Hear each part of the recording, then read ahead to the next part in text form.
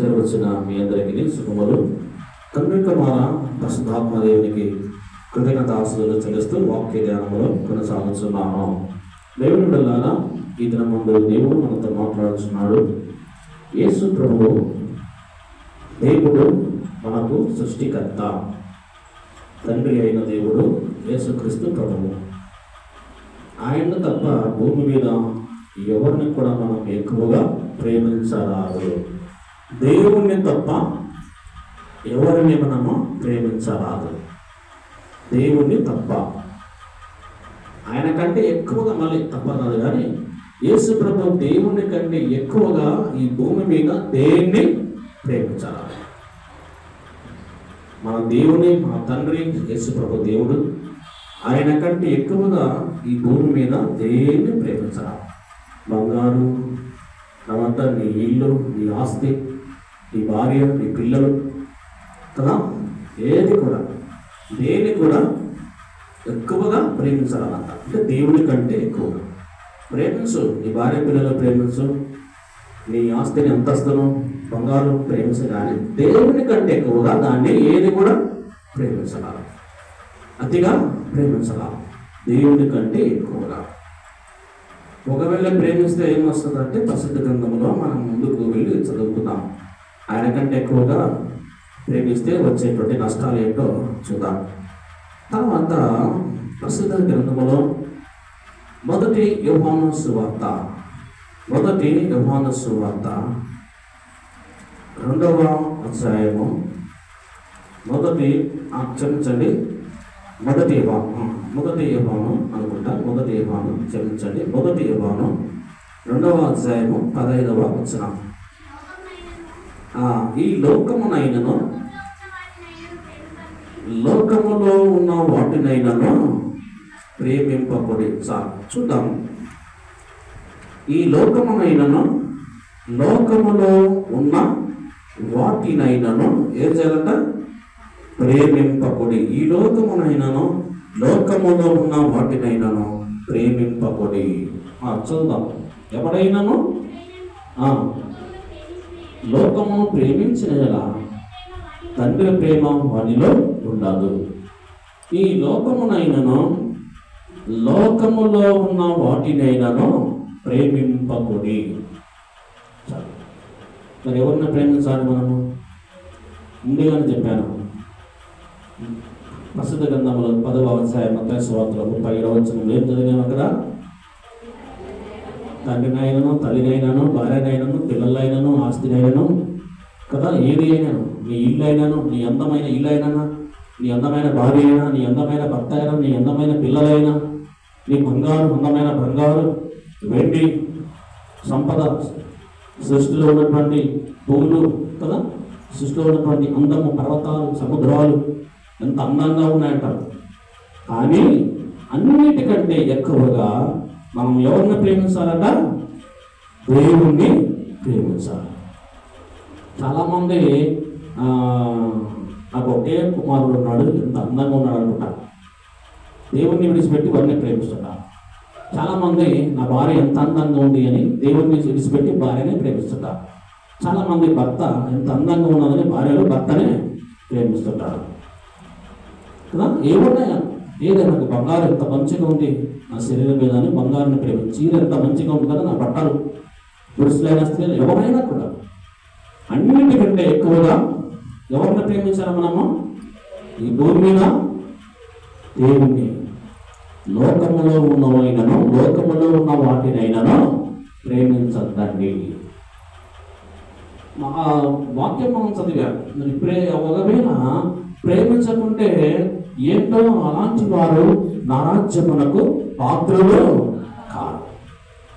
ఒకవేళ నీవు ఎంత చెప్పినా కూడా నా ఇష్టము అనుకుంటే దేవుని తప్ప ఈ భూమి మీద నువ్వు కదా అందరిని ప్రేమిస్తూ ఉండవు, వాడు దేవుని రాజ్యమునకు పాత్రుడు కాడు.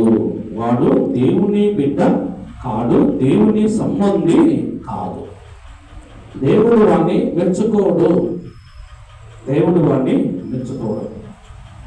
అందుకొరకు దేవుని వల్ల అన్నిటికంటే ఎక్కువగా మనము ఎవరిని ప్రేమించాలి?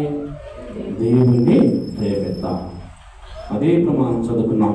లోకంలో ఉన్నవి వేటిని కూడా మనము ప్రేమించరాదు. తర్వాత మనలో ఉన్నటువంటి ఏది కూడా మనము దేవుని కంటే ఎక్కువగా ప్రేమించరాదు.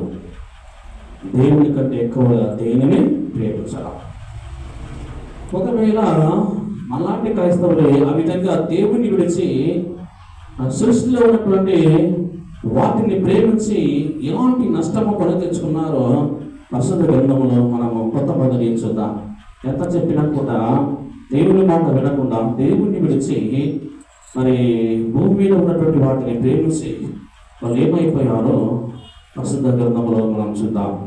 ఆదికాండము 19వ అధ్యాయం పరిశుద్ధ లేఖన భాగములో ఆదికాండము 19వ అధ్యాయము ఆదికాండము 19:17వ వచనాన్ని చదువుకుందాం. 17వ వచనం.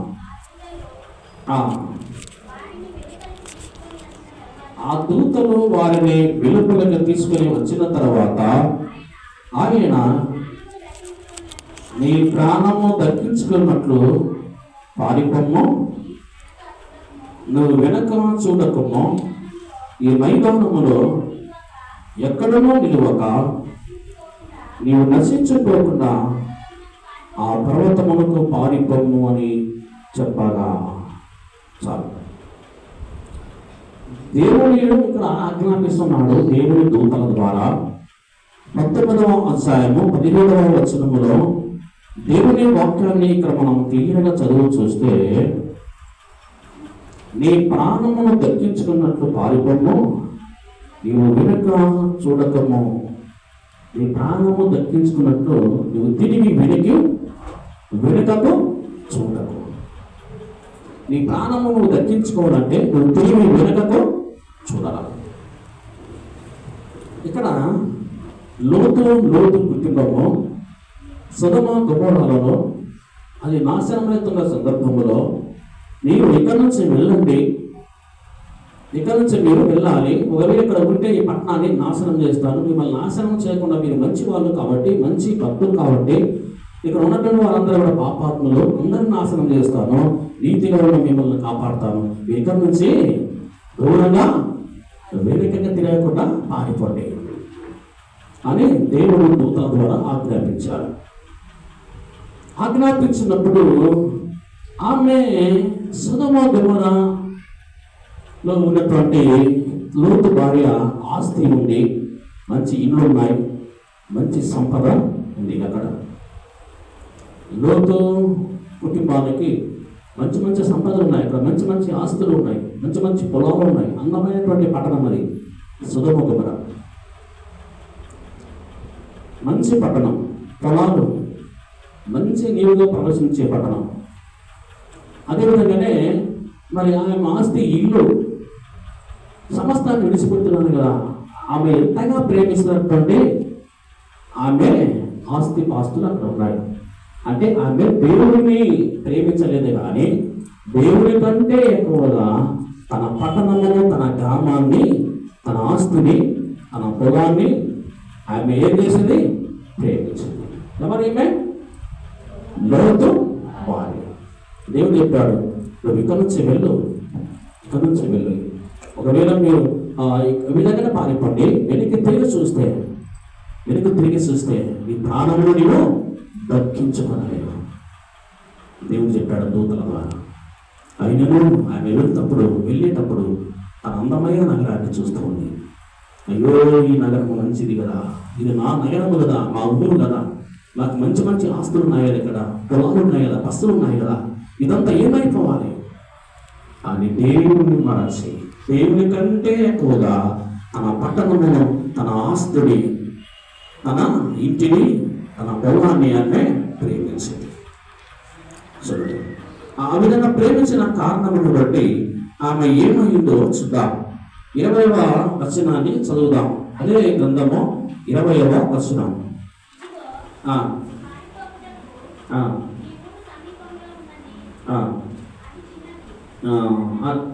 మీరు కావాలంటే పక్కనే ఉంది, అక్కడికి వెళ్ళండి అని చెప్తే వెళ్ళిపోతున్నారు. కానీ వెళ్తూ ఏం చేసిందంట?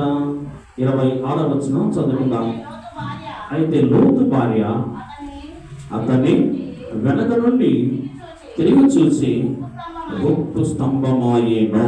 26వ వచనంలో నువ్వు వెనక్కి తిరిగి చూడకుండా ముందుకు వెళ్ళు, వెళ్ళేటప్పుడు ఆ పట్టణం వైపు చూడొద్దండి, ఆ పట్టణాన్ని ప్రేమించొద్దండి, నన్ను ప్రేమించాలి, ఆ వైపు చూడాలి అని దేవుడు చెప్పితే ఆమె దేవుని కంటే ఎక్కువగా తన అందమైన ఆ నగరమును చూసి ప్రేమించింది. ఎవరో? లోతు భార్య. చూడండి, దేవుని బిడ్డలారా, మనం అనుకుంటాం నాకు మంచి ఆస్తి ఉంది, మంచి ఇల్లు ఉంది కదా, నాకు మంచి భార్య పిల్లలు ఉన్నారు, కానీ దేవుణ్ణి విడిచి దీన్ని మనం ఎక్కువగా ప్రేమిస్తుంటాం. మనము క్రైస్తవము దేవుని పిల్లలము, దేవుణ్ణి ఎరిగిన వారు, దేవుని ద్వారా మనం వచ్చాం కాబట్టి ఆయన నుంచి కలిగిన మనము దేన్ని కూడా మనం ఎక్కువగా ప్రేమించాలి, ఒక దేవుడిని తప్ప. అందుకొరకే నాకంటే ఎక్కువగా నీ భార్యనైనను, పిల్లలైనను, తండ్రినైనను, తల్లినైనను ప్రేమించేవాడు నాకు పాత్రుడు కాదు. చూడండి, మరి ఎవరిని ప్రేమించాలి?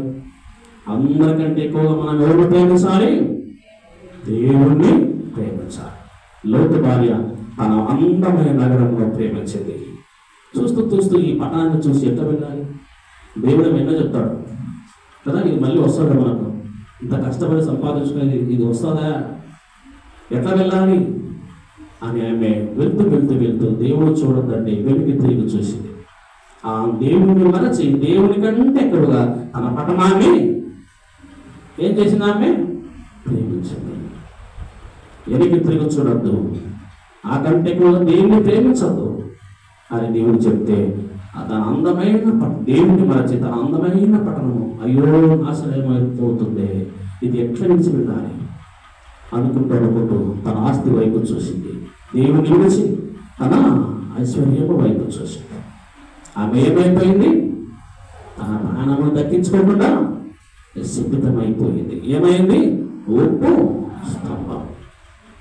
దేవుణ్ణి వెళ్ళారా, వాక్యం చెప్తుంది నాకంటే ఎక్కువగా మీరు దేవుణ్ణి ప్రేమించాలి. మరి జాగ్రత్త, ఈ బంగారు ఉండొచ్చు, దగ్గర డబ్బు ఉండొచ్చు కదా, డబ్బులు విడిచి కొంతమంది ఆ చర్చికి వస్తే దొంగలు పడతారేమో ఇంట్లో. చర్చి మనిషిపోయి ఏం చేస్తారు? డబ్బులు ప్రేమిస్తారు. దేవుని కూడా చాలామంది కదా, అన్నిటికంటే ఎక్కువగా మనము దేవుణ్ణి ప్రేమించాలి. ఎవరిని మనం ప్రేమించాలి. అది క్రైస్తవులు కాదు, దేవుని పిల్లలకి అది తగినది కాదు. అదేవిధంగానే అన్నిటికంటే ఎక్కువ దేవుని కంటే ఎక్కువగా మనము భూమి మీద ఉన్న దాన్ని ప్రేమిస్తే ఏమైపోతామో ఇక్కడ లోతు భార్యని మనము చూశాం. దేవుని కంటే ఎక్కువగా తన అందమైన నగరమును, తన ఆస్తిని ఆమె ప్రేమించింది, శపితమైపోయింది. తర్వాత ఇంకొక వాక్యాన్ని మనం చూద్దాం. ఆది కాండము, అదే గ్రంథము 37వ అధ్యాయం. ఆది కాండము 37వ అధ్యాయము. ఆది కాండము 37వ అధ్యాయము 3వ వచనము చదువుకుందాం. 37 3వ వచనము.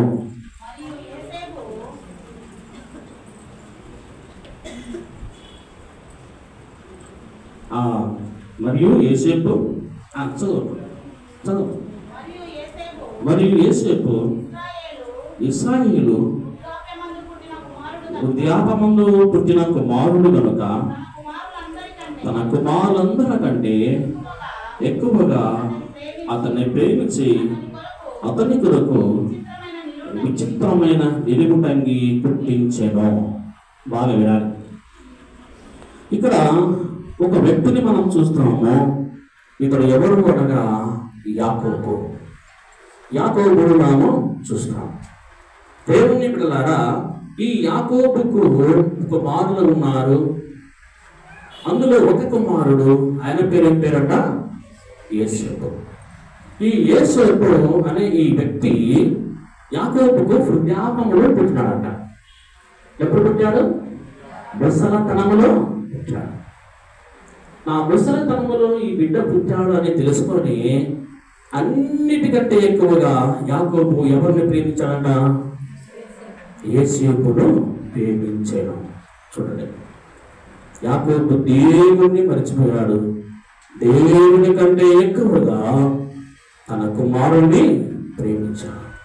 ప్రస్తుత గ్రంథంలో మనం చదివాం మత్తయి సువార్తలో 10:37 నాకంటే ఎక్కువగా నీ భార్యనైనను కుమారులైనను కుమార్తెలైనను ప్రేమించువాడు నాకు పాత్రుడు కాదు.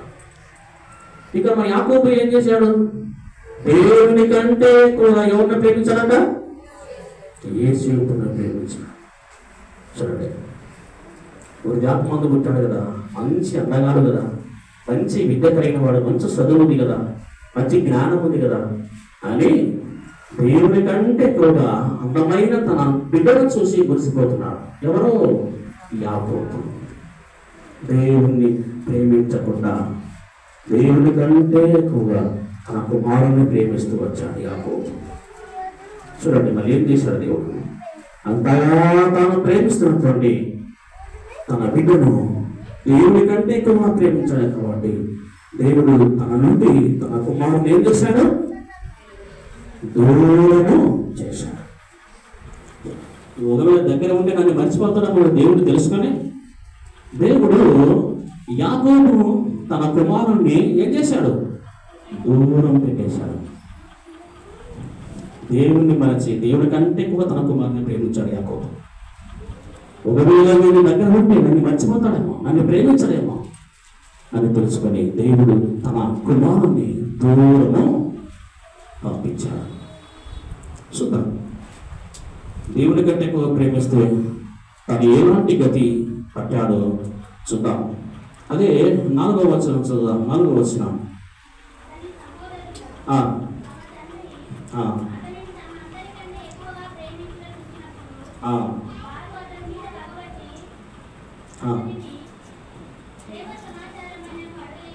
చూడండి, ఆయన ఏం చేస్తున్నాడంట? తన కుమారులందరికంటే తన బిడ్డను యేసేపును ఎక్కువగా ప్రేమిస్తున్నాడు. చూడండి, దేవుని బిడ్డలారా, మరి నాడు నువ్వు నేను మనము కూడా అదే చేస్తుంటాం. పిల్లలు తల్లిదండ్రులు ఉన్నారు, తల్లిదండ్రులు ఏం చేస్తుంటారంటే ఒకరిని మంచిగా చూస్తారు, ఒకరిని చెడ్డగా చూస్తుంటారు. తల్లిదండ్రులు కూడా కదా, వారికి మనమే ద్వేషం పుట్టిస్తారు. కానీ వాళ్ళందరూ విడిచిపెట్టి దేవుని ప్రేమిస్తే ఏమి ఉండదు, ఏ బాధ ఉండదు. మరి మనం ఏం చేస్తాము? కొంతమంది బిడ్డలు కుమార్తెలు ప్రేమించరు, కుమారులు ప్రేమిస్తారు. కొంతమంది కుమార్తెలు ప్రేమించి కుమారుల్ని తిరస్కరిస్తారు. కొంతమంది చిన్నవాడు మంచివాడని ప్రేమిస్తారు, కొంతమంది పెద్దవాడు మంచివాడని ప్రేమిస్తారు. కానీ వారిలో మనమే ద్వేషం పుట్టిస్తాం. అని వాళ్ళందరూ విడిచిపెట్టి దేవుని ప్రేమించు, నీకు ఏ సమస్య ఉండదు. మరి ఈ సమస్య వచ్చి ఇక్కడ ఎవరికి వచ్చింది? కుమారులందరికంటే ఒకే కుమారుని ప్రేమించాడు. అంతమంది ఉన్నారు కదా, అందరిని ప్రేమిస్తే ఈ సమస్య ఉంది కదా. ఎవరికి? యాకోబుకి. ఒక్కరినే ప్రేమించాడు. ఆ ఒక్కడెవడు? యేసేపు. అలా వచ్చింది సమస్య. దేవుని బిడ్డలారా, మనం ఎంతమంది ఉన్నాము, మనం కూడా ఎన్నిక పుట్టాం కదా. వాడు ఒక్కరిని ఎందుకు ప్రేమిస్తున్నాడు? దేవుడు ఆడబెట్టాడు సమస్య. దేవుడు ఎక్కడ పెట్టాడు సమస్యను? తన పిల్లల ద్వారానే పెట్టాడు. పిల్లల ద్వారానే, తన కుమారుల ద్వారానే తను ఎంతగా ప్రేమిస్తున్న తన కుమారుని దూరము పెట్టేశాడు. దేవుడులారా, నువ్వు నేను కూడా దేవుని కంటే ఎక్కువగా నీ బిడ్డనైనను, నీ కుమార్తెనైనను, నీ కుమారునైనా ప్రేమిస్తే వాడి నీ నుండి దూరమైపోతాడు. జాగ్రత్త. మనం కూడా చూస్తుంటాం, ముఖ్యమంత్రుల్లో ఎక్కువగా మీరు ఏ ముఖ్యమంత్రిని ప్రేమించుంటారు చెప్తారా? చెప్పండి, ఏ ముఖ్యమంత్రిని చెప్తారా? వైఎస్ రాజశేఖర్ ఎంత ప్రేమ, దేవుడి కంటే ఎక్కువ ఆయన్ని ప్రేమించారు. ఏమైపోయాడో దేవుడు ఆయన మన నుంచి దూరం చేశాడు కదా. అబ్బో, రాజశేఖర్ అంటే ప్రాణం పట్టేవాడు కదా. చాలా పెద్దలైతే పేపర్లు, న్యూస్ పేపర్లు, టీవీలు ఆయన చూడడానికి దేవుడు మర్చిపోయి దేవుడు అనుకున్నాడు ఎప్పుడు ఈయనగానే ఉంటే ఈయన దేవుడిని మొత్తారేమో అనుకున్నాడు. దేవుడు ఏం చేశాడు? ఎంతగా ప్రేమిస్తున్నా రాజశేఖర్ రెడ్డి మన నుంచి దూరము. కదా. అందుకని దేవుని వల్ల మనము ఎక్కువగా ఎవరిని ప్రేమించాలి? దేవుణ్ణి ప్రేమించాలి. దేవుడు తప్ప ఈ భూమి మీద ఎవరిని ప్రేమించాలి. ఒకవేళ ప్రేమిస్తే వాడు నీకు దక్కకుండా చేస్తాడు దేవుడు. జాగ్రత్త. ప్రస్తుత గ్రంథంలో మనం చూస్తాము, ఇక్కడ యేసేపు ఉంటే నా జీవితము నా కుటుంబం బాగుపడదు అనుకున్నాడు. వాడు దేవుణ్ణి ప్రేమించి తన కుమారుని కూడా దగ్గర తీసుకుంటే బాగుండేదేమో. అంటే దేవుని దూరం పెట్టేసి కుమారుణ్ణే ఎక్కువగా ప్రేమించడం ద్వారా దేవుడు తన కుమారుని తన నుంచి వేరు చేశాడు. వేరు చేసిన తర్వాత తన జీవితం అంతా కూడా దుఃఖమే. చూద్దాం, చూడండి ప్రస్తుత గ్రంథంలో ముందుకెళ్తాం. అదే 37వ అధ్యాయం. అదే 37వ అధ్యాయములో 34వ వచనం చదువుకుందాం. 37వ అధ్యాయము 34వ వచనం చదువుదాం.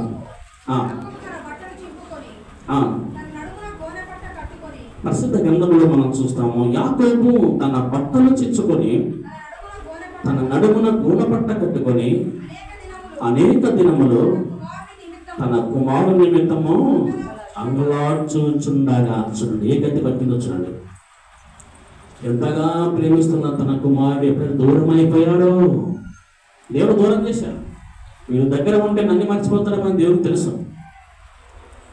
మనం కూడా అంతే, మీకు బాగా తెలిసి కదా. బిడ్డలు బాగా ప్రేమిస్తే దేవుడు వారిని భూమి మీద లేకుండా చేస్తుంటాడు. చాలా మందిగా జరుగుతుంటుంది. కాబట్టి మనం ఎక్కువగా భార్యను ఎక్కువ ప్రేమిస్తే సంవత్సరానికి ఆమె విడాకులు ఇస్తుంది కదా. భార్య కూడా భర్తను ఎక్కువ ప్రేమిస్తే దేవుడు ఏం చేస్తాడు? దూరం చేసి ఇస్తాడు. అందుకని దేవుడు కూడా మనం ఎక్కువగా ప్రేమించాల్సింది అన్నిటికంటే ముందు ఎవరిని ప్రేమించాలి? దేవుణ్ణి. జాగ్రత్త, ఎవరిని ప్రేమించదండి. ఎవరు మనకి శాశ్వతం కాదు. దేవుని వాక్యం మనం చూస్తే ఈ యాకోబుని మనం చూస్తాం. దేవుని బిడ్డల ఎప్పుడైతే దేవుని కంటే ఎక్కువగా, తన కుటుంబం కంటే ఎక్కువగా, తన కుమారుల కంటే ఎక్కువగా యేసేపుని ప్రేమించాడు, దేవుని కంటే ఎక్కువగా యేసేపుని ప్రేమించాడు, తన గతి ఏమైందో ఇక్కడ మనం చూస్తే ఎంత ఘోరంగా తన జీవితం అయిందో చూద్దాం. తన బట్టలు చెప్పుకొని తన నడుమున గోడ పట్ట కట్టుకొని అనేక దినములు తన కుమారు నిమిత్తమై అవలార్చుచుండగా. ఎందుకన్నా కుమారులు ఏం చేశారు? మిగతా కుమారులు ఏం చేశారు? యేసేపుని చంపేశాడు, చంపినామని చెప్పారు. ఎవరికి? తన తండ్రికి. అది ఆ వార్త యాకోబులో ఉంది. ఇంత మంచి కుమారుని మీరు చంపినారా? ఆ కుమారుని కొరకే అరుస్తున్నాడు. మళ్ళీ ఏది నా పరిస్థితి, ఎంత ప్రేమించాము. ఇప్పుడు జ్ఞాపకంలో పుట్టాడు. మీరు అందమైన వాడు, జ్ఞానం కలిగిన వాడు, చదువుకున్నవాడు కదా. ఉద్యోగం చేస్తే నా కుటుంబం బాగా పడుతుంది అనుకున్నాను కదా. ఇలాంటి బాగా కష్టపడి చదివిస్తే ఉద్యోగం వచ్చి నా కుటుంబం బాగా పడుతుంది అనుకుంటే వీడు ఎక్కడో వెళ్ళి యాక్సిడెంట్ అయి చనిపోయాడు.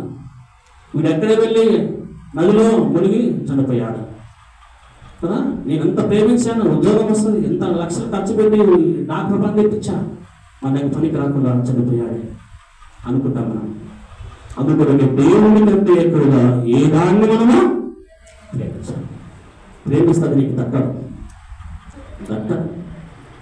నా కుమారుడు ఎంబీఎస్ డాక్టర్ కదా, నాకు డబ్బు దండి వస్తుంది కదా. నా కుమారుడు టీచర్ కదా, నాకు డబ్బు దండి వస్తుంది కదా. నీ కుమారుని ఎక్కువ ప్రేమించద్దు కదా.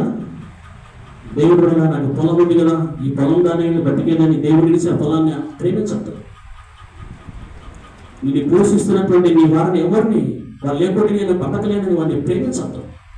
కానీ నేను పోషిస్తున్న దేవుడు ఆయన నువ్వు ప్రేమించకుండా ఈ భూమి మీద దేన్ని ప్రేమించిన నీ జీవితము అధోగతే, పతనమే. అందుకొరకు చూద్దాం, ఇక్కడ కుమారుడు ఎప్పుడైతే దూరం అయ్యాడో తన జీవితం అంతా సంతోషము కలిగిన జీవితం, సమాధానం కలిగిన జీవితం, దేవుని మార్గంలో ఎప్పుడు కూడా సంతోషంగా జీవిస్తున్న తన కుటుంబం, తన జీవితం యేసేపు ఎక్కడ దూరం అయ్యాడో తన జీవితం అంతా కూడా దుఃఖమే, బాధ, వేదనే. అది విధంగానే ముందుగా మనం చూస్తాం. 35వ వచనం కూడా చదువుదాం. 35వ వచనం.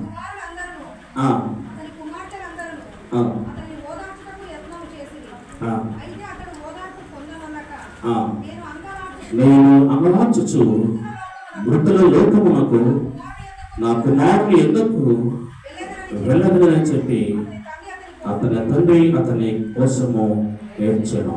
చూడండి ఎంత పని అయిపోయిందిరా, ఎంత బాగా చదివించాను, డబ్బులు నీకే ఖర్చు పెట్టాను, ఎందుకు ఈ పని చేసుకున్నావు అన్నాం కదా అంటారా అక్కడ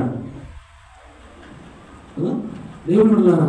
మరి నీవు నేను అదే ఏసేపు పెద్దవాడయ్యాడు, అందగాడు కదా, తన దగ్గర ఉంటే తన కుటుంబం బాగా అవుతుంది అనుకున్నాడు, మంచిగా ఉంటుంది అనుకున్నాడు, మంచిగా మా కుటుంబం జీవిస్తుంది అనుకున్నాడు.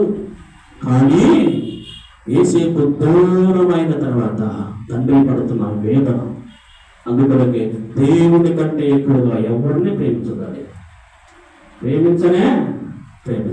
జాగ్రత్త. ఏసేపు మీద యాకోబు మీద ప్రేమించాడు. తన కుమారుడు దూరం అయిపోయాడు. దేవుడు తన కుమారుడు దూరం చేశాడు కదా. అయితే ముందు భాగంలో మనం చదివాము ఆది 37:28 కూడా 37:28 వచనంలో చక్కగా మనం చదువుదాం. 37:28 వచనం.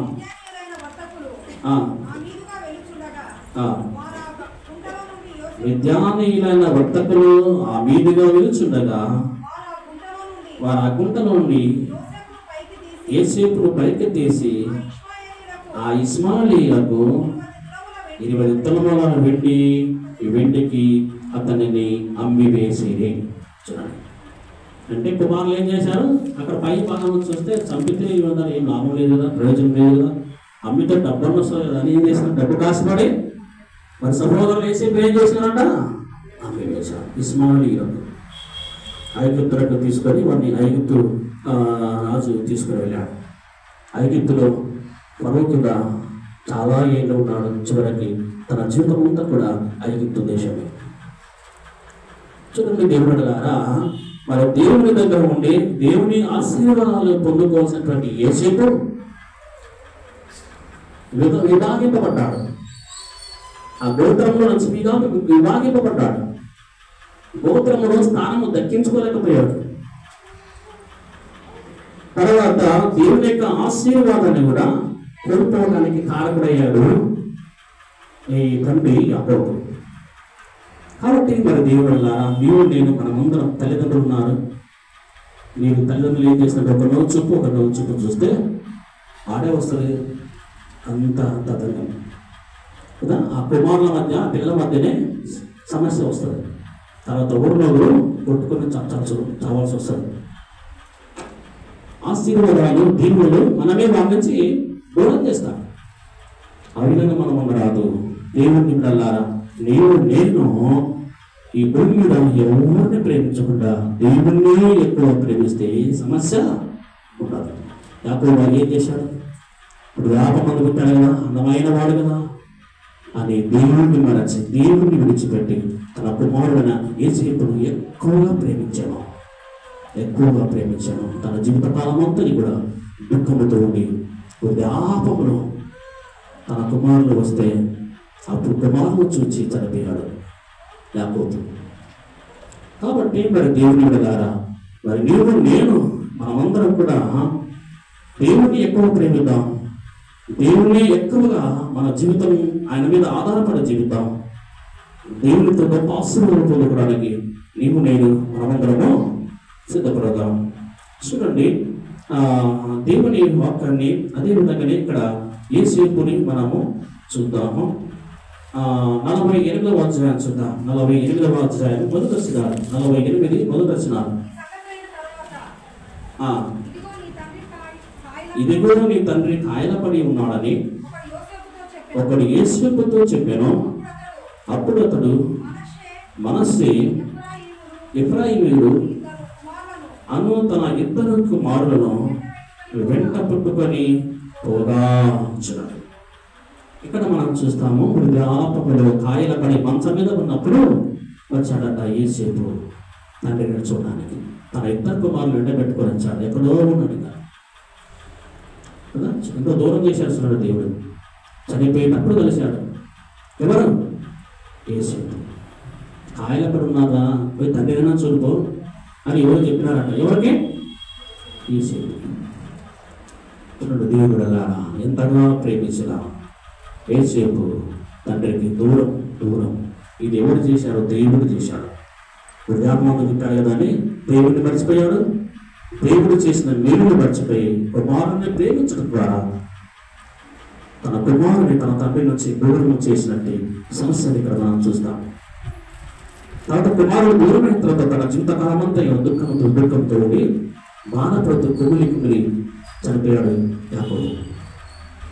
కాబట్టి మరి ఎక్కువగా మనం ప్రేమించాల్సింది దేవుని తప్ప ఎవరు. నీ కుమారుని ప్రేమించద్దు, నీ కుమార్తెను ప్రేమించద్దు, నీ భార్యను ప్రేమించద్దు, నీ భర్తను ప్రేమించద్దు, నీ తల్లిదండ్రులను ప్రేమించద్దు. ఎవరిని ప్రేమించాలి? మరి దేవుణ్ణి ప్రేమించు. మళ్ళీ ఏమయ్యా ఇది చెప్తాడు అనుకోవద్దు, ప్రేమించండి, కానీ దానికి అదుపు ఉండాలి.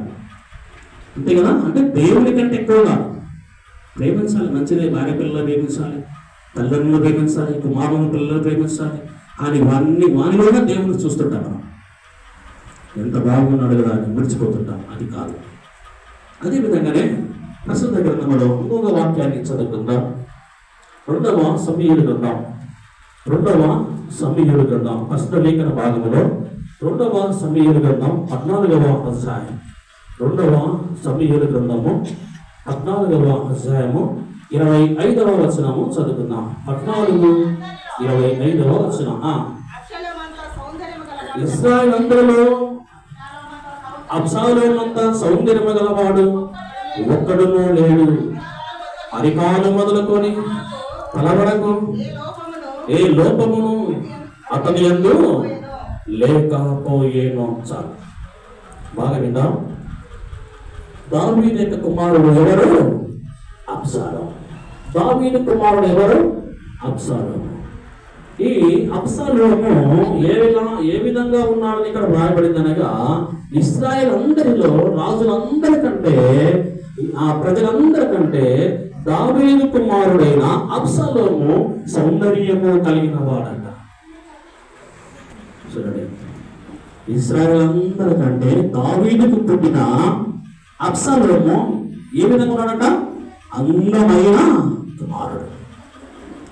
ఈ దావీదు ఏం చేసినాడు? మళ్ళీ అందంగా ఉన్నాడు కదా అని దేవుణ్ణి మరచి తన కుమారుడు అందంగా ఉన్న తన అబ్షాలోమును ఎక్కువగా ప్రేమించాడు. ఎవరు? దావీదు.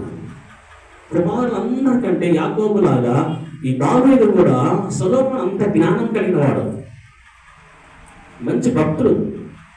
అలాంటి వాటిని ప్రేమించకుండా అతని మీద తిరుగుబాటు చేసిన అబ్షాలోమునే ప్రేమిస్తూ వచ్చాడు. ఎవరు? దావీదు. ఎందుకు ప్రేమించాడు? అందమైన కుమారుడు. దావీదుకు ఏ విధంగా ఉన్నాడంట? ఈ అబ్షాలోము అందమైన జన్మనిచ్చిన తల్లి తానే సౌమ్యమివ్వక వదిలేసొతనే. జన్మనిచ్చిన తల్లి తానే సౌమ్యమివ్వక వదిలేసొతనే. నిమిషమైన మరవలేక ఆకృతివా మోసెనుపడు. నిమిషమైన మరవలేక ఆకృతివా మోసెనుపడు. ఆకృతివా మోసెనుపడు. మరువలేడు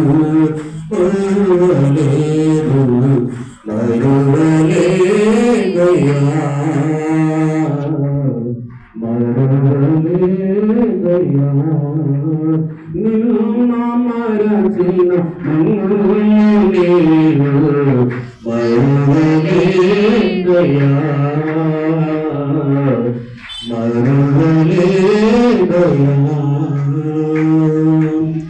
కన్యమరుడు ఆభరణం వధువు మరువదు ఉద్ధానం. కన్యమరుడు ఆభరణం వధువు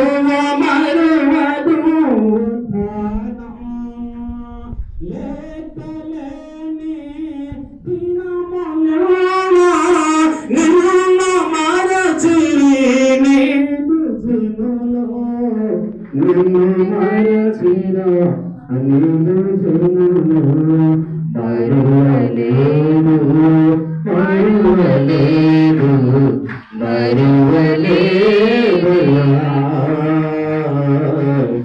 మరువలేరుయా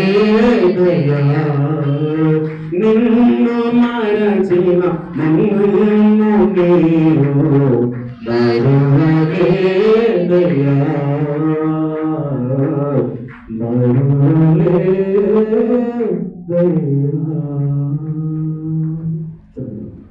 కదా దేవుడు మనము దేవుణ్ణి మర్చిపోతామంట, దేవుణ్ణి ప్రేమించమంట, కానీ దేవుడు మనల్ని బట్టగా మరిచిపోడట.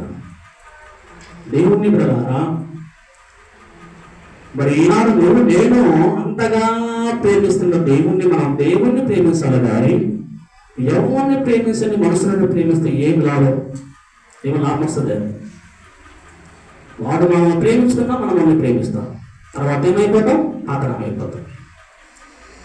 అంతగా ప్రేమించిన దేవుణ్ణి ప్రేమిస్తే నీకు దేవుడు ఆశీర్వాదం తప్ప ఏమి సమస్యలు ఉంటావు. మనం ప్రేమించిన దేవుణ్ణి ప్రేమించాలి, ఆశీర్వాదాలు పొందుకోండి. ఎవరిని ప్రేమించండి మనసులను, భూమి మీద ఉన్న దానిని, సృష్టిని, బంగారం, వెండి, నీ ఇల్లు, దీన్ని ప్రేమించకండి. దాని ద్వారా ప్రయోజనం ఏమీ లేదు.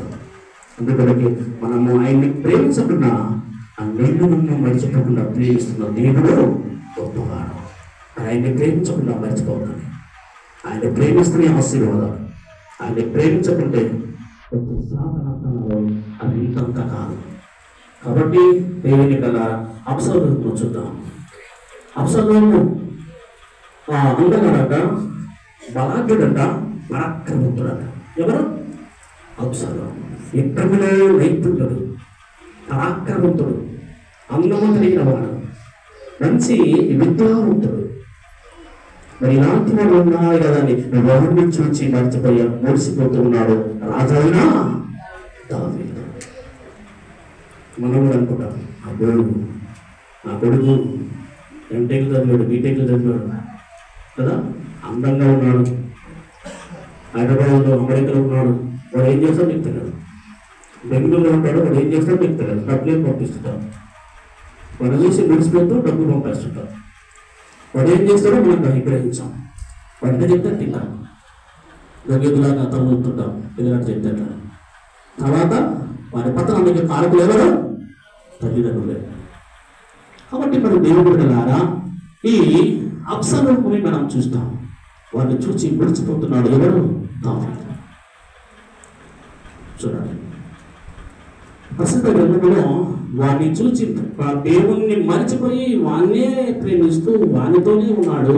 వాడు శత్రువైన సంపడానికి వచ్చినా కూడా పర్వాలేదు, నాకు అందమైన కుమారుడు. దావీదు మహారాజు అంటున్నాడు, వాడు ఏం చేసినా పర్వాలేదు, వాడు నాకు అందమైన వాడు, వాడు జ్ఞానము కలిగిన వాడు, పరాక్రమంతుడు, తెలివి కలిగిన వాడు, నెరసిన వెంట్రుకలు కలిగిన వాడు. అక్కడ మనం చూస్తే వాడి వెంట్రుకలు స్త్రీలకు ఉన్నట్టు ఉంటాయంట, అంటే వాళ్ళకంటే ఎక్కువ ఉంటాయి. ఇందు భాగానికి ఉంటాయంట వాడి వెంట్రుకలు. ఎవరి వెంట్రుకలు? అప్సలోము వెంట్రుకలు. అంత అందమైన వాడట. ఆ విధంగా ప్రేమించిన కారణమును బట్టి దేవుడు తన కుమారుణ్ణి, ఎంతగా ప్రేమిస్తున్న తన కుమారుణ్ణి దేవుడు ఏం చేశాడు? ఆయన నుంచి దూరము చేశాడు. యుద్ధంలో ఉన్నారు, యుద్ధంలో ఎవరైనా దావీదును చంపడానికి వస్తున్నాడు. ఆయన కుమారుడే దావీదును చంపడానికి వస్తున్నాడు. యుద్ధంలో సైన్యాధిపతులు ఉన్నారు.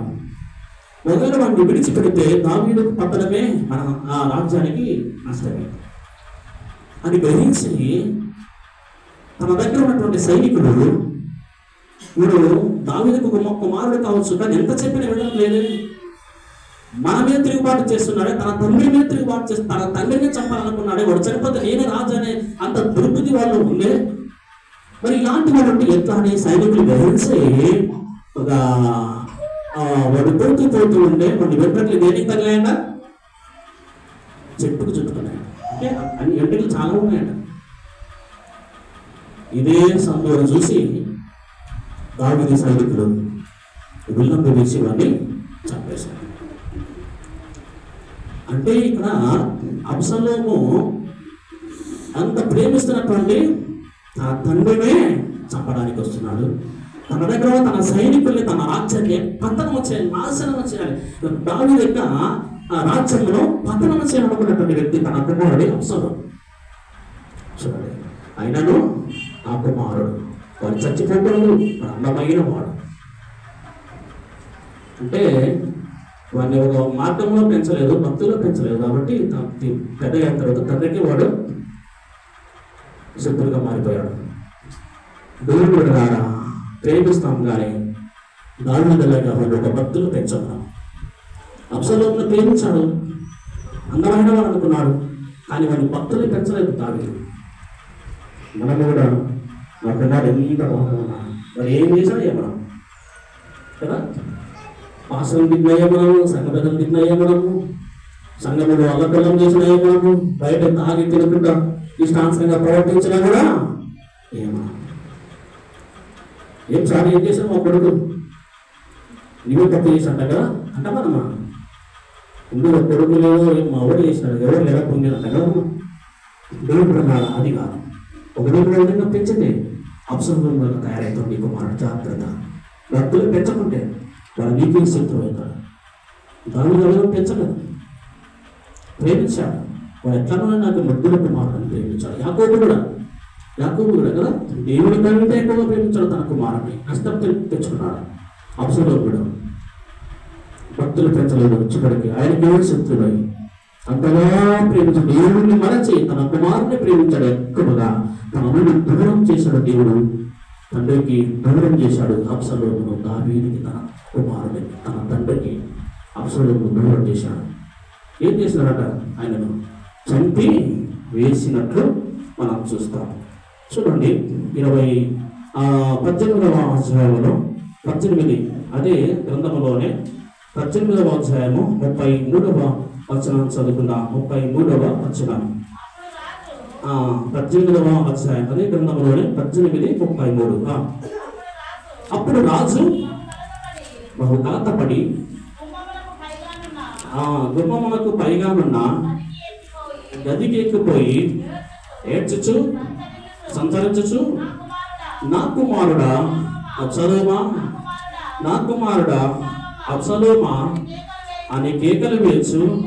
అయ్యో నా కుమారుడా, నీకు బదులుగా నేను చనిపోయి ఉంటే ఎంత బాగుండను, నా కుమారుడా అబ్షలోమా, నా కుమారుడు అని ఏడ్చుచు వచ్చాను. చనిపోయిన తర్వాత వాళ్ళు చంపడానికి వచ్చినా కూడా ఏడుస్తున్నారు. ఎంత ప్రేమ ఉన్నాడు చూడండి ఇక్కడ దావీదు. ఎవరి మీద? అబ్షలోము మీద. అంటే తండ్రిని చంపడానికి వస్తున్నాడు. ఎందుకు వస్తున్నాడట? వాడు చనిపోతే ఈ రాజ్యానికి నేనే అధిపతి అని చెప్పుకోవడానికి చంపడానికి వస్తున్నాడు. చూడండి ఇంత ఘోరం. ఆయన చంపడానికి వచ్చినా పర్వాలేదు, వాడి దగ్గర కావాలి అంటే దేవుని విడిచిపెట్టాడు. గొడవ దానం నుంచి తీసుకొచ్చి ఇశ్రాయేలు ప్రజలకు రాజుగా చేస్తే దేవుణ్ణి మరచిపోయి దావీదు ఎవరో ప్రేమించాడు. దేవుని ప్రేమించకుండా నాకు అందమైన వాడు ఉన్నాడని గ్రహించి దేవుణ్ణి మరచి తన కుమారుని ఎక్కువగా ప్రేమించడం ద్వారా దేవుడు తన కుమారుని తన నుంచి వేరు చేశాను, భూమి మీద లేకుండా చేశాడు.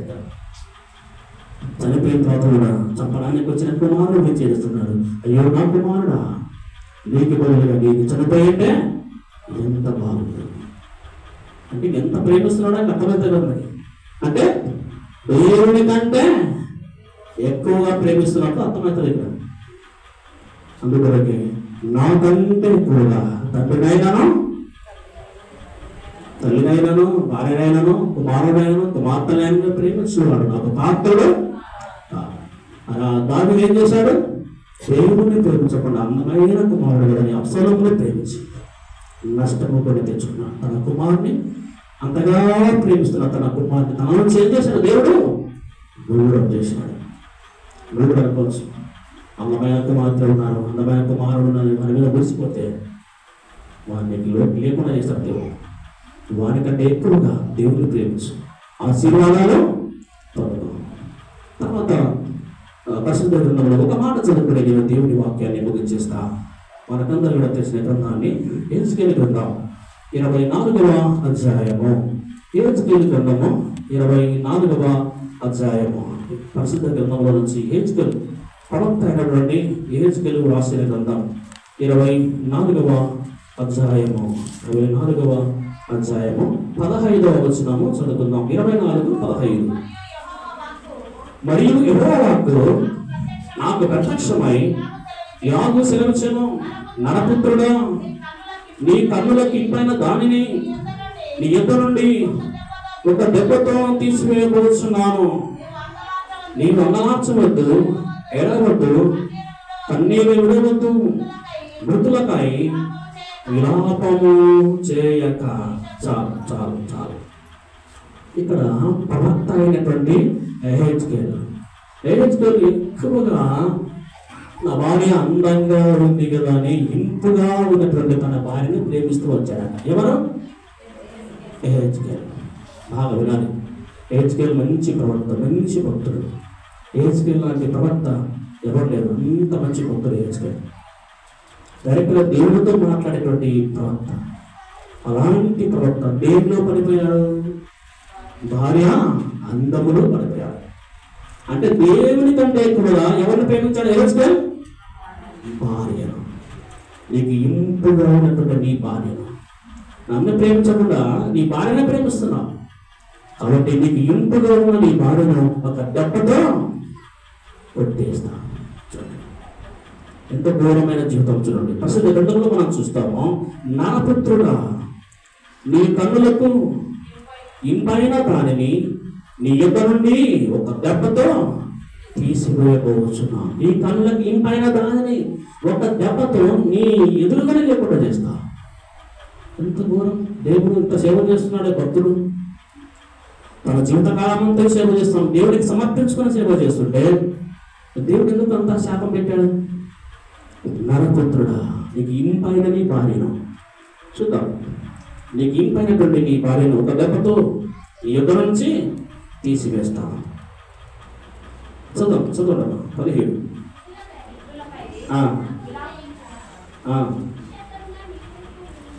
విశుద్ధంగా నీ తీర్పు విడువము, శిరోభూషము ధరించుకొని పాదరక్షలు తొడుకొనవలెను, నీ పెదవులు మూసుకునవద్దు, జనుల ఆహారము భుజింపవద్దు. ఉదయమందు జనులకు నేను ప్రకటించితిని, సాయంత్రమున నా భార్య చనిపోగా ఆయన నాకు ఆజ్ఞాపించినట్లు మరుసటి ఉదయమున నేను చేసేది. చూడండి, బాగా వినాలి. నరపుత్రుడా యెహెజ్కేలు, నీకు ఇంపుగా ఉన్నటువంటి నీ భార్య నీ దగ్గర ఉంది. ఆమె అందమైనదని, నాకంటే ఎక్కువ ఆమె ప్రేమిస్తున్నావు. ఏమయ్యా, నేను ఇంత సేవ చేస్తున్నావు కదా, ఇది మంచి ప్రవక్తని కదా, రాత్రి పగలను కూడా ప్రవక్తగా ఉండి ఇస్రాయేల్ ప్రజలకు మధ్యవర్తుగా సేవ చేస్తున్నాను కదయ్యా. ఆయన అనలేదన్నమాట. తండ్రి నీ చిత్తం. చూడండి, అంటే దేవుడి కంటే ఎక్కువగా యెహెజ్కేలు ఎవరిని ప్రేమించాడు? తనకి ఇంపుగా ఉన్నటువంటి తన భార్యను ప్రేమించాడు. దేవుడు ఏమన్నాడు? నీ కన్నుల ఎదుటనే నీకు ఇంపైనటువంటి నీ భార్యను ఒక దెబ్బతో నీ ఎదుటనే నువ్వు చూస్తుండగా నీ భార్యను ఏం చేస్తా? చంపేస్తా. చూడండి, యెహెజ్కేలు ప్రవక్త మరేం చేశాడు? నన్ను ఇంత ప్రార్థన చేస్తాను నాకు మాను చనిపెట్టాను కదా, నన్ను ఇంత ప్రార్థన చేస్తాను నా భార్య చనిపోయాడు. దేవుడా అంటామా? నన్ను ఇంత ప్రార్థనలో ఉన్నా నాకు ఉద్యోగం రాలంట, నేను ఇంత ప్రార్థనలో ఉన్నాను నా కుమారునికి ఉద్యోగం రాలంట, నేను ఇంత ప్రార్థనలో ఉన్నా నాకు జబ్బు బాగుపడలేదంట. కానీ యెహెజ్కేలు ప్రవక్త అంత మంచి భక్తుడైనా కూడా అంత సేవ చేస్తుంటే, దేవుడి కంటే ఒక భార్యను ప్రేమిస్తుంటే, దేవుడు తన భార్యను తన దగ్గర నుంచి దూరము చేశాడు. ప్రస్తుత గ్రంథంలో మనం చూస్తాము, తన భార్య చనిపోయిందంట. 18వ వచనంలో మనం చూస్తే, సాయంత్రమున తన భార్య చనిపోగా ఆయన ఆజ్ఞాపించినట్లు మరుసటి ఉదయమున నేను చేసేది. ఉదయమున భార్య చనిపోయి ఉదయం సువార్త ప్రకటించాడట. సాయంత్రం వచ్చి ఏం చేసినాట? భార్యను సమాధి చేసినాట. చూడండి, భార్య చనిపోయిన రోజు ప్రజలకు సువార్తను ప్రకటించిన యెహెజ్కేలు. నా భార్య చనిపోయిన 70 రోజులు ప్రార్థన అవుతుంటాం కదా అంటామా? మాస్టర్ సారు మా ఇంట్లో ప్రార్థన ఉంటే చర్చలో ప్రార్థన అవసరమా సార్? అందరూ అక్కడికి వస్తారు కదా అంటామా అమ్మా? ఆదివారం రోజు సంఘ పెద్ద ప్రార్థన ఈ విధంగా చదివితే హాస్పిటల్లో ఉంటే ప్రార్థన ఎంత ఘనంగా చేస్తున్నాం సార్ అంటాం కదా మనం? అంటామా? అది హెచ్కి ప్రవక్త ఇంకా సేవ చేస్తున్నాడు కదా, అంత సేవ చేస్తున్న తన భార్య హఠాత్తుగా దేవుడు చంపేశాడు. ఎందుకు చంపేశాడట? ఎక్కువగా భార్యని ప్రేమించడం ద్వారా కదా. తన దగ్గర నుంచి వీలు చేశాడు, కానీ హెచ్కేల్ ఏడవలేదు. తండ్రికి చిత్తం. ఆ భార్య చనిపోయిన ఉదయం సువార్త ప్రకటించాడు. శవాన్ని అక్కడ పెట్టాడు. ఏం చేశాడు? సువార్తను ప్రకటించడానికి వెళ్ళాడట. సాయంకాలం వచ్చి ఆయన ఏం చేసినాక సమాధి చేశాడట. తర్వాత ఆయన ముళ్ళు పట్టుకొని ఇశ్రాయేలు ప్రజలకు సేవ చేయడానికి ఆయన తన జీవితం అంతా కూడా అంకితం చేసుకొని వెళ్తాడు. కాబట్టి మరి దేవుని బిడ్డలారా, ప్రస్తుత గ్రంథంలో మనం ఇంతవరకు చూసాం. దేవుని కంటే ఎక్కువగా ఏది ప్రేమించినా అది మనకు కాదు. మాకు ఇప్పుడు దేవుని కంటే ఎక్కువగా ఏది ప్రేమించినా అది మనకు దక్కదు. బంగారు ప్రేమిస్తే దక్కదు, దొంగ వచ్చిందని ఎత్తుకోతాడు. భార్యని ప్రేమిస్తే అవి దక్కదు. భర్తను ప్రేమిస్తే నీకు దక్కదు. నీ కుమారుని ప్రేమిస్తే వాడు నీకు దక్కడు. ఏమైపోతుందో తెలియదు. జాగ్రత్త. నీ ఆస్తిని ప్రేమిస్తున్నావు, దేవుని కంటే ఎక్కువ ప్రేమిస్తే నీకు దక్కదు. ఈ ఇల్లు బాగా అందంగా 5 అంతస్తులు అనుకో, నువ్వు దాన్ని ప్రేమిస్తే, ఇంటిని ప్రేమిస్తే ఆ ఇల్లు నీకు దక్కదు. కానీ అన్నింటికంటే ముఖ్యంగా ఎక్కువగా ఎవరిని ప్రేమించాలంట? మళ్ళీ ఎవరిని ప్రేమిద్దాం? దేవుణ్ణి ప్రేమిద్దాం. ఇద్దరు మనం చదువుతున్నాం కదా ప్రసిద్ధ గ్రంథంలో. మొదటి సువార్త 2వ అధ్యాయం 15వ వచనంలో, లోకములో ఉన్న దేనినైనా మనం ఏం చేయాలట? ప్రేమించకూడదు. లోకములు ఏది ప్రేమించకూడదు. మరి ఎవరిని ప్రేమించాలి? ద్వితీయోపదేశ కాండము, మోషే రాసినటువంటి ద్వితీయోపదేశ కాండము 6వ అధ్యాయము 5వ వచనం చదువుకొని ఇప్పుడు చేసుకుందాం.